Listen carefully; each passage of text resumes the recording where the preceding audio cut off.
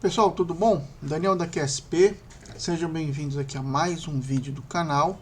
Pessoal que não é inscrito ainda, se inscreve no canal, o pessoal tá perdendo o que aí? Dá uma olhadinha aí nos nossos vídeos, conteúdo aí bastante técnico para quem gosta aí de eletrônica, programação, Arduino, projetos eletrônicos. Você vai ver que tem aí bastante conteúdo, são mais de 300, 400 vídeos, acho que é 300 vídeos que a gente tem aqui. E tudo depende de vocês. Se vocês colocarem mais gente, né, a gente pegar, quando tiver mais inscritos, mais vídeos a gente vai estar fazendo, beleza? Então se inscreve no canal, compartilha aí esse vídeo nas suas redes sociais, dá um like nesse vídeo também para ajudar a divulgação. E é isso aí. Vamos dar uma olhadinha agora aqui, pessoal, em sensores industriais, tá? Sensores que são usados, obviamente, na indústria. A gente vai ver sensor indutivo versus sensor capacitivo, tá? Primeiro, o que é um sensor? Pessoal, um sensor, primeiro eu vou ler aqui, depois eu explico, tá? É um dispositivo que pode ser eletromecânico, tá? Então pode ser somente elétrico ou somente mecânico, ou os dois, que quando estimulado por um sinal da natureza, responde com uma grandeza física diferente e de natureza analógica ou digital. Então, pessoal, o que significa? O sensor, ele é um dispositivo, né, eletromecânico que quando você submete ele a uma... Quando a gente fala grandeza da natureza, pode ser temperatura, pode ser pressão, pode ser até um estímulo químico, tá? E que ele vai responder, né, de acordo com a sua propriedade, né? Ele vai responder com uma outra grandeza física, que pode ser também temperatura, que pode ser mecânico, que pode ser pressão, que pode ser, por exemplo, quantidade de luz, tá? Só que, como nós trabalhamos, né, como nós somos da área de eletroeletrônica, é importante com que esses sensores nos forneçam sinais de grandeza elétrica, porque aí a gente está no nosso mundo, né? Então a gente vai conseguir, através de componentes eletrônicos, circuitos eletrônicos, detectar e medir, né, a resposta de um sensor, tá? Então, em outras palavras, o que é, né? Em poucas palavras, sensor é um dispositivo que recebe um estímulo, esse estímulo é um estímulo da natureza, e ele vai devolver, né, ele vai responder de acordo com outro estímulo, tá bom? E a resposta, né, em relação à entrada é chamado de função de transferência.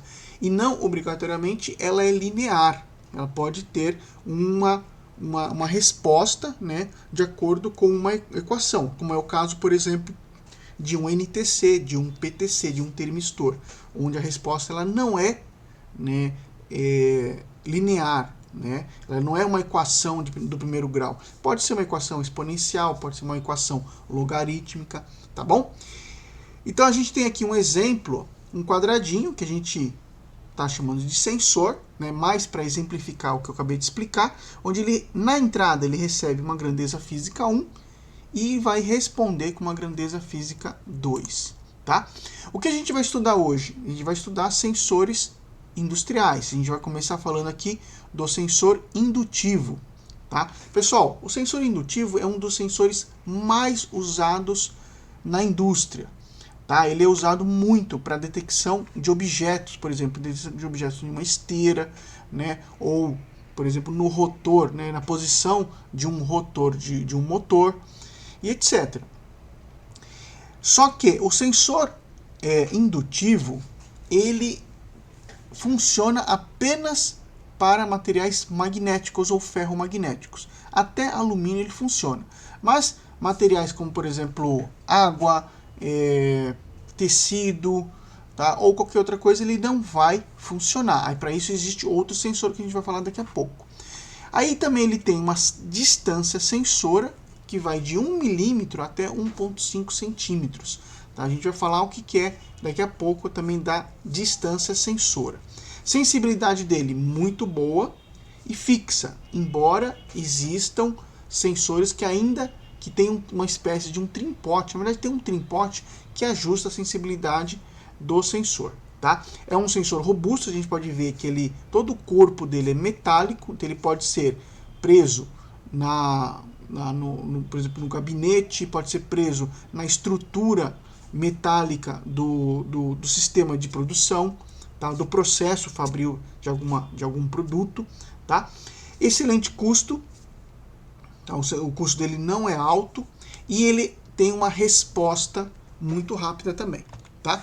Sensor capacitivo, pessoal, é muito parecido com sensor indutivo, né? Basicamente a mesma coisa, ele tem um corpo metálico, tá? Não necessariamente é destinado pela cor, tá? A gente viu que no sensor indutivo é azul, sensor capacitivo é laranja, mas isso não é uma regra, tá? Aqui só a imagem que eu acabei pegando na internet, tá?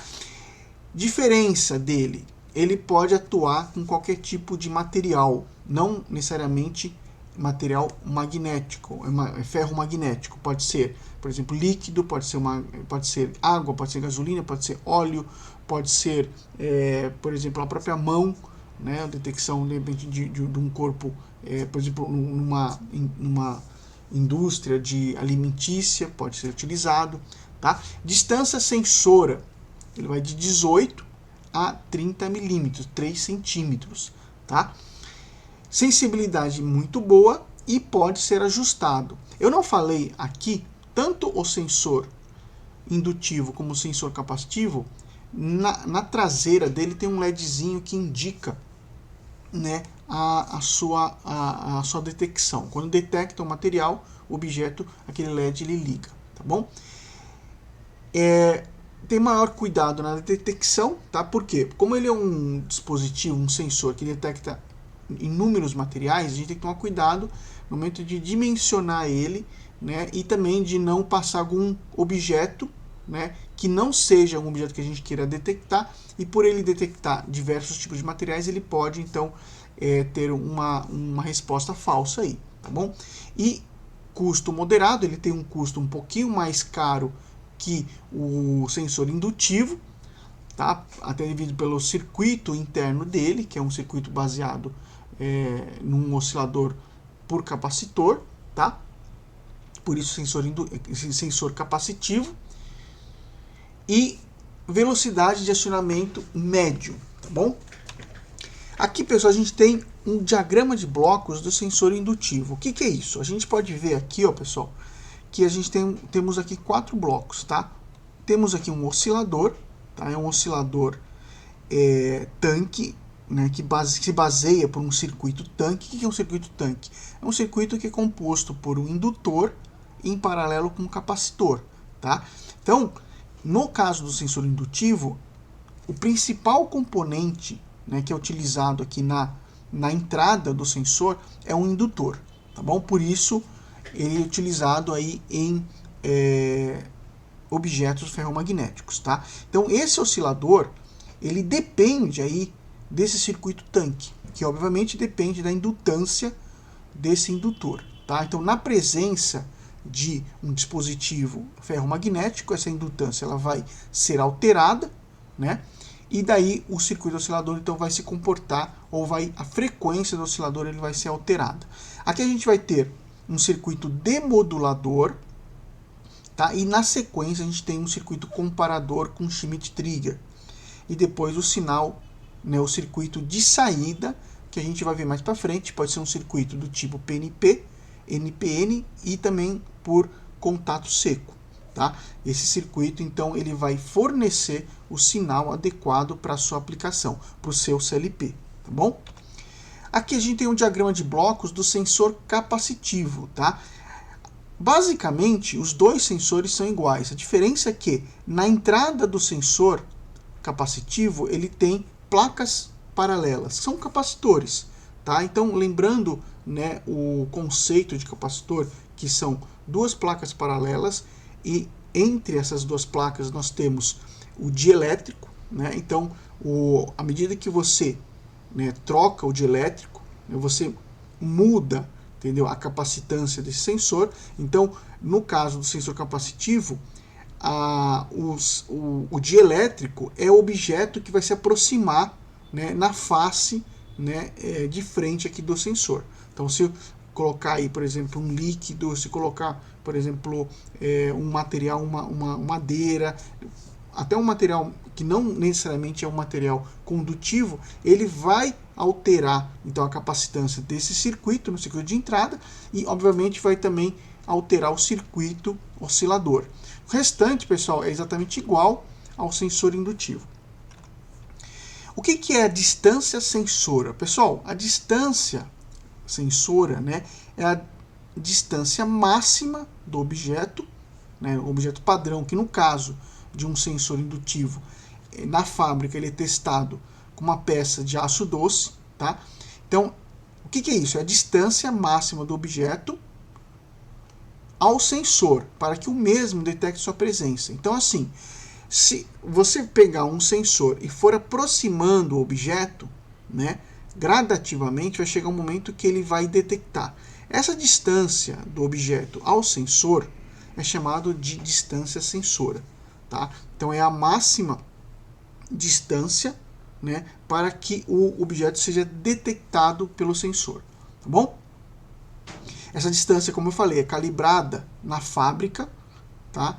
E na prática essa distância pode ser alterada, né, conforme a resistividade do material, tá? Então, se foi testado, né, com uma peça de aço doce, se você colocar uma outra peça, por exemplo, de alumínio, uma outra peça de algum dispositivo ferromagnético com uma resistividade diferente, ele pode ser alterado ligeiramente, tá bom?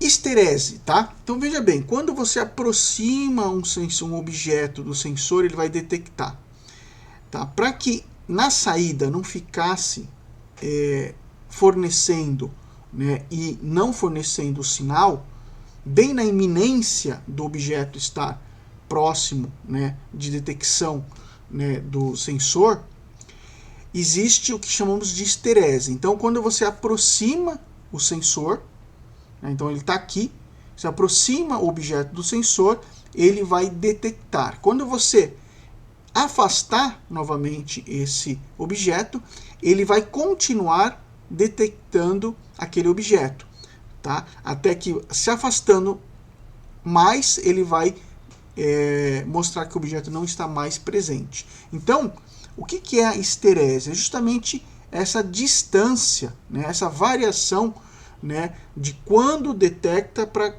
quando não detecta o objeto, tá? E aí tem essa equaçãozinha aqui, ó, tá? Então é a distância do objeto, né, com o sensor acionado menos a distância do objeto,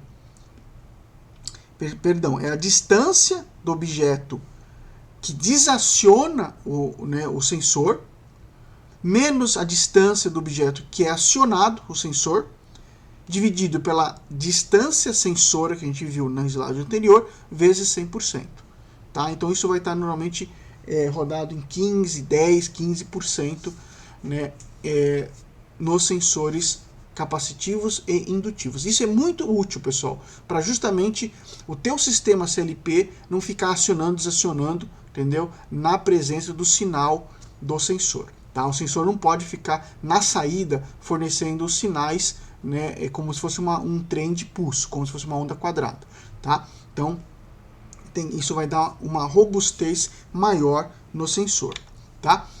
E a gente tem aqui dois tipos de sensores, os sensores faceados e não faceados.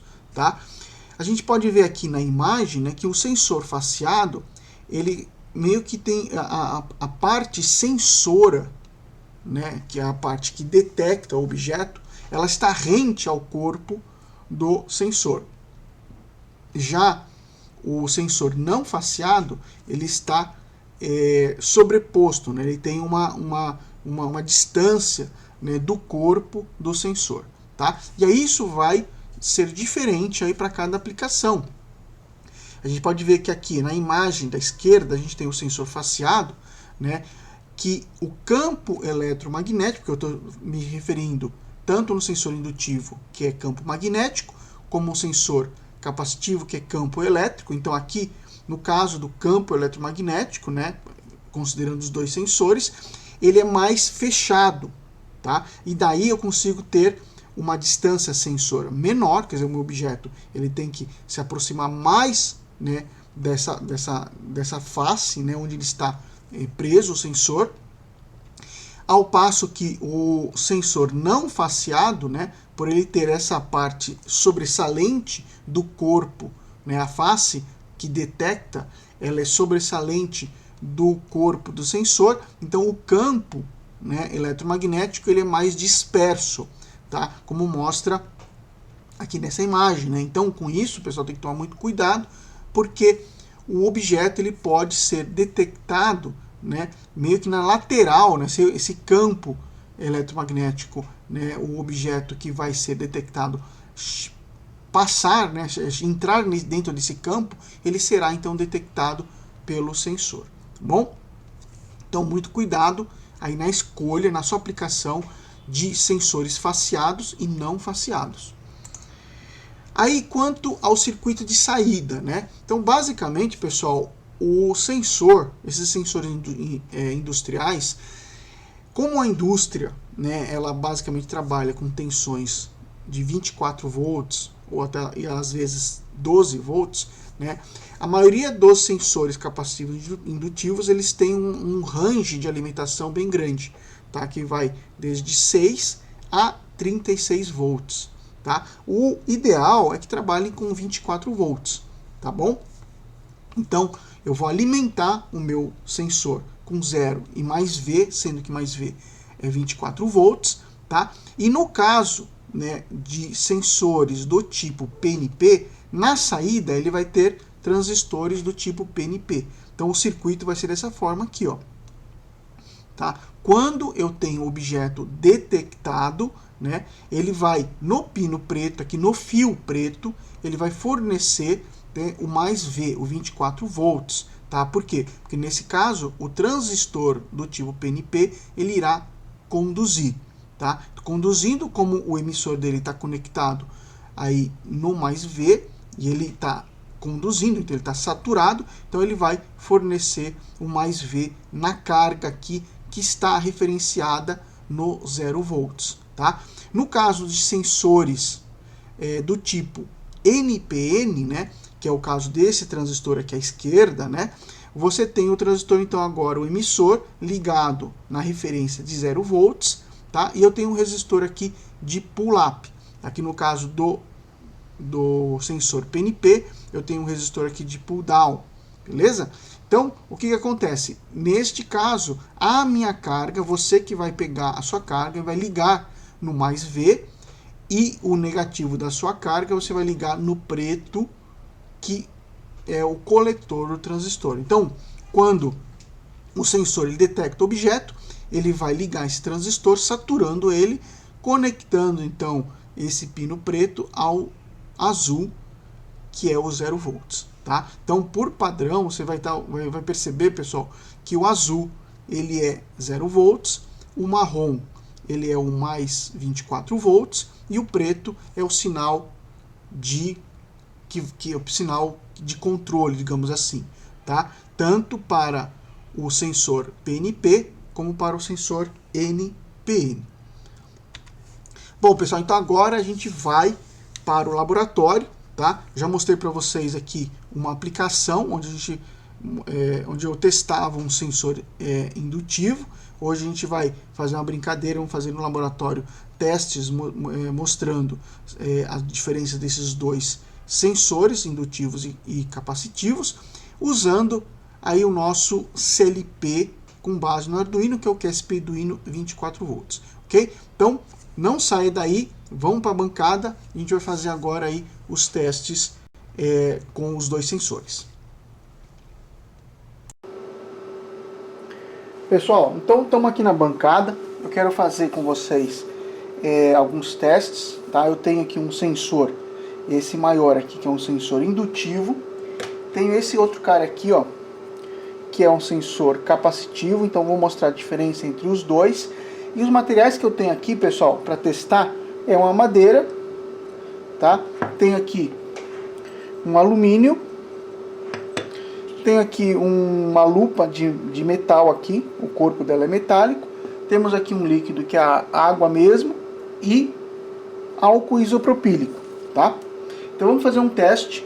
O que eu estou fazendo? Eu estou alimentando, pessoal, tudo isto com uma fonte aqui da HP, tá? Tá ajustado aí para 24 volts, tá? E tá tendo uma corrente de 2 mA nesse momento, porque o dispositivo não está acionado, tá? E aqui, pessoal, eu estou usando um osciloscópio, depois eu mostro a imagem com detalhes, que é a resposta, né, à variação do sinal aqui no sensor, a variação do sinal de saída. E o multímetro aqui, pessoal, está mostrando a tensão na saída do meu sensor, tá? Vou posicionar aí de uma forma que dê para visualizar aqui a tensão mostrada no multímetro, tá? Então, primeira coisa, pessoal, está alimentado com 24 volts. Vamos colocar aqui, pessoal, como eu havia dito, né? Aqui atrás, pessoal, tem um LED, tá? Ele está apagado. Então vamos colocar primeiro esse material aqui, que é o alumínio, tá? A gente consegue observar que nesse momento, né? Deixa eu ver se está mostrando aqui. Isso, ó. O multímetro está mostrando aqui uma tensão de 24,01, tá? O LED, pessoal, está acionado.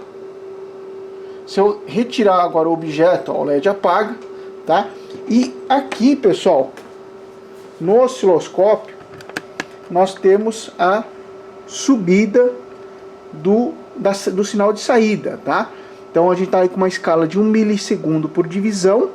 Então você pode perceber que a subida é bem rápida, tá? E subindo uma tensão de 0 a 24 volts, tá bom? Vamos afastar aqui um pouquinho.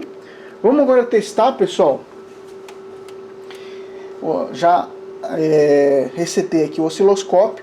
Vamos testar agora esse material que é madeira.